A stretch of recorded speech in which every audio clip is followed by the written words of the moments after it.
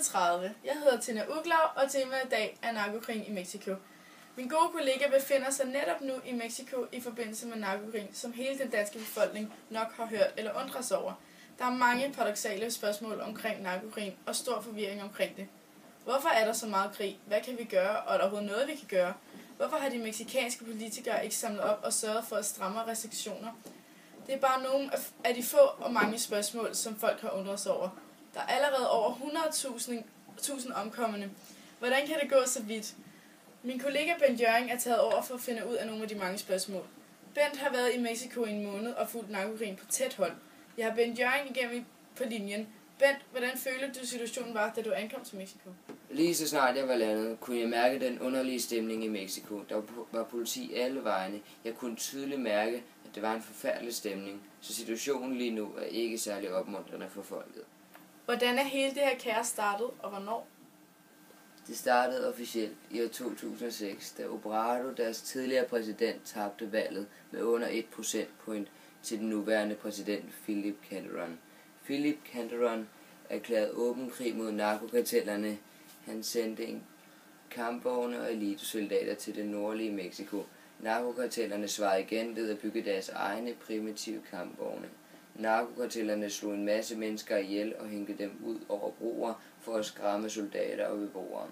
Sådan er det fortsat siden, og det bliver kun værre og værre. Hvordan fungerer hverdagen i Mexico? Der dør cirka 8 om dagen, og i nogle byer er der meget kaos. Folk prøver bare på at overleve, specielt i det nordlige Mexico bliver der både dræbt mange, og folk behandler hinanden virkelig dårligt. Ja, vi har hørt meget dernede fra, om det virkelig ikke skulle være rart at være der. Hvorfor tror du, narkokartellerne gør, som de gør? Er alle ikke bare mod dem, især staten?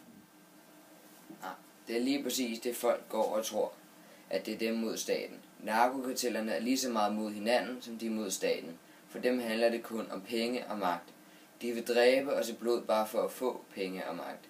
Narkokartellerne, de lader bare det mere gå ud over staten, fordi at det er dem, der har pengene og magten. Så på den måde virker det hurtigt som om, at det er staten mod narkokartellerne. Desuden er staten en trussel mod narkokartellerne, siden Felipe Calderón kom til magten. Han blev netop valgt på grund af sine budskaber om, at han ville slå hårdt ned på kartellerne. Jamen, hvordan kan det være, at narkokartellerne bliver ved med at fortsætte kampen? Alle er mod dem. Igen, for dem går det kun ud på at have så mange penge som muligt. De vil gerne have magten, og de vil gøre alt for at få magt. De vil fortsætte med at kæmpe, fordi de ikke har opnået det, de vil endnu. Hvad deres mål er endnu uvist. Hvad gør politikere og præsidenter for problemet? De gør selvfølgelig alt, hvad de kan, både militært og politisk. Felipe Calderón har snakket med Obama og fået en hjælpepakke på det, der svarer til omkring 7 milliarder kroner.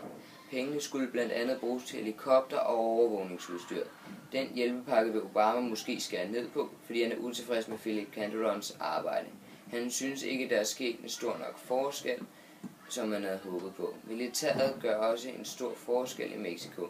Mexicos militær kæmper hver dag med at få bugt med narkokartellerne. Der bliver også beslaglagt mere narko end nogensinde, og volden er også nedsat markant. Hvordan kan det være, at USA vil hjælpe Mexico? Har de ikke nogen problemer? USA hjælper Mexico, fordi at man mener, at mere end 90% af alt narko, der bliver importeret til USA, stammer fra Mexico. Narkokartellerne tjener mellem 80 og 294 milliarder kroner om året. Jamen, kan man overhovedet se og mærke forskel? Ja, det kan man tydeligt. Procentdelen er allerede faldet 12%, når det gælder skyderi og mord. Det har allerede hjulpet en del. Hvordan er situationen for kvinderne i Mexico? Kvinder er faktisk et super godt eksempel på det der med narko. Mange af narkokartellerne bruger de fattige kvinder til at smule det ind i landet, hvis de vil have det andre steder fra både land og byer.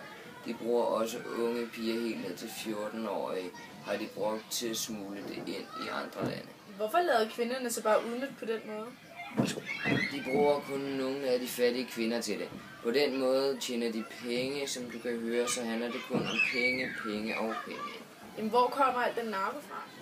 Narko bliver lavet i ulande, fordi folk, som bor i ulande, ikke har så mange penge. De har brug for et job, og de er glade, hvis de bare får penge nok til mad. Derfor er ulande den nemme vej til narko. Når narkokartellerne kan overtage magten, skal vi være bange for, at præsidenten mister kontrollen? Nej, Vi skal ikke være bange for, at Mexico bliver overtaget af narkokartellerne. Narkokartellerne vil ikke samarbejde, og selv hvis de gjorde, ville det ikke kunne lade sig gøre. Tingene går den rigtige vej for præsidenten, langsomt men sikkert. Bent Jørgen, her på falderevet er der mulighed for at komme med en kort konklusion, noget i forhold til problematikkerne i Mexico. Jeg konkluderer, at Mexico står i en meget dårlig situation, hvor det kan risikere, at mange flere mennesker vil miste livet. På den anden side kan vi håbe på, at USA vil blive ved med at hjælpe lige så meget, som de gør nu. Jeg siger tak for alle dine gode svar, og nu til noget helt andet. Her får I det store sommerhit med Muriel og Maja. Hun tog min guitar.